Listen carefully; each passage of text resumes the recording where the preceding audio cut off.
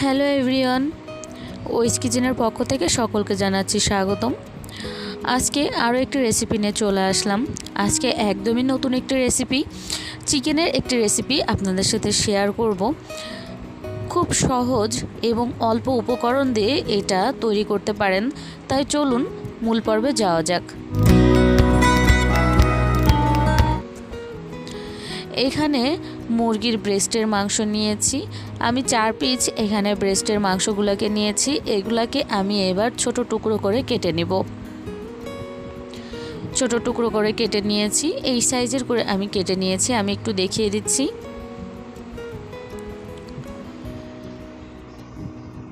এবার এর ভিতরে কিছু উপাদান আমি দিয়ে দিচ্ছি 1 চা চামচ পরিমাণ সরিষা বাটা। আমি এখানে সাদা সরিষা ব্যবহার করছি।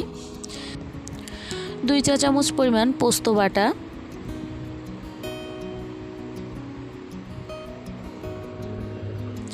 1/2 চা চামচ পরিমাণ কাঁচা মরিচ বাটা, 1/2 চা চামচ পরিমাণ চিনি,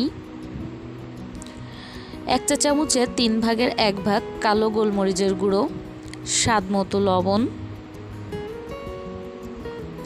দিয়ে দিচ্ছি। একটু কালার আসার জন্য 1 চা চামচের 4 ভাগের 1 ভাগ শুকনো মরিচের গুঁড়ো, 1/4 কাপ সরিষার তেল অ্যাড করে দিচ্ছি।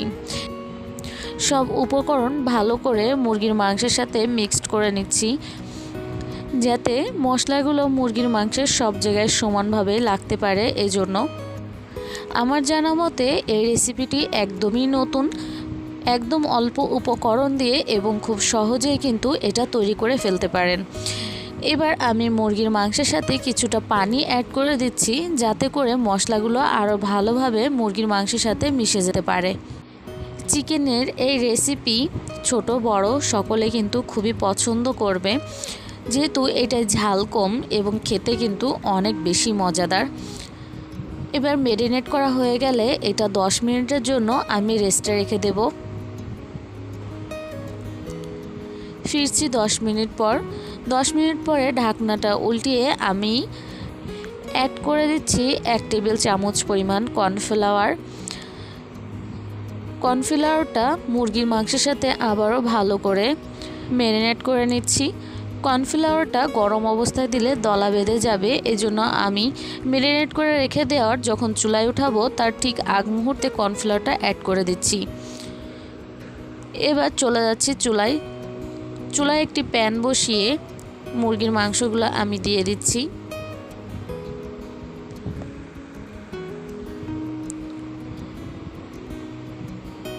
যেহেতু মুরগির মাংস অনেক আগে থেকে আমি ভালো করে ধুয়ে রেখেছিলাম, এজন্য এর ভিতরে কোনো এক্সট্রা পানি নেই। আর ম্যারিনেট করার সময় যে অল্প পরিমাণ পানি দিয়েছিলাম, এতে করে মুরগির মাংস সেদ্ধ হবে না। এজন্য আমি এইখানে কিছুটা পরিমাণ পানি আবারও অ্যাড করে দেব, খুবই অল্প। যেহেতু মুরগির মাংস বুকের অংশ নিয়েছি, এটা খুব সহজেই সেদ্ধ হয়ে যাবে, এজন্য খুব বেশি পানি অ্যাড করার প্রয়োজন নেই।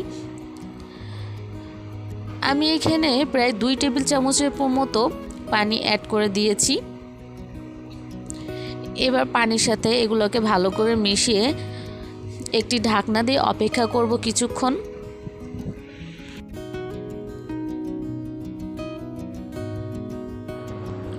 প্রায় 5 থেকে 6 মিনিট পরে আমি ঢাকনাটাকে উঠিয়ে নিচ্ছি। যেহেতু পানির পরিমাণ কম ছিল আর চুলার ফ্লেমটা মিডিয়াম আঁচে আছে, 2 থেকে 3 মিনিট এভাবে নাড়াচাড়া করে পানিটাকে আরও শুকিয়ে নিতে হবে। পানি একদম শুকিয়ে গেছে। আমি চামচের সাহায্যে একটু উঠিয়ে দেখিয়ে দিচ্ছি এটা কতটুকু ঘনত্ব হয়েছে। চুলা থেকে নামিয়ে একটি সার্ভিং ডিশে নিয়ে নিচ্ছি পরিবেশনের জন্য। আমার আজকের এই রেসিপি যদি আপনাদের ভালো লেগে থাকে তাহলে অবশ্যই আমার চ্যানেলটিতে একটি লাইক দিবেন, এবং পরবর্তীতে আমার যদি কোনো ভিডিও আপনাদের সামনে এসে যায় তাহলে অনুরোধ রইল ঘুরে আসার জন্য। যদি ভালো লাগে আমার চ্যানেলটি সাবস্ক্রাইব করবেন। চিকেন বাচ্চাদের খুবই পছন্দের, আর যেহেতু এই চিকেনের ভিতরে খুব বেশি পরিমাণে মশলা অ্যাড করা হয়নি, এই জন্য এই চিকেনটা খেতে খুবই হেলদি এবং টেস্টি।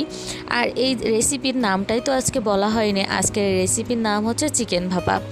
খুব সহজে এটা বাড়িতে তৈরি করে বাচ্চা থেকে বড় সকলকেই সার্ভ করতে পারেন। পোলাও ভাত বা পরোটা বা রুটির সাথেও কিন্তু এটা পরিবেশন করতে পারেন।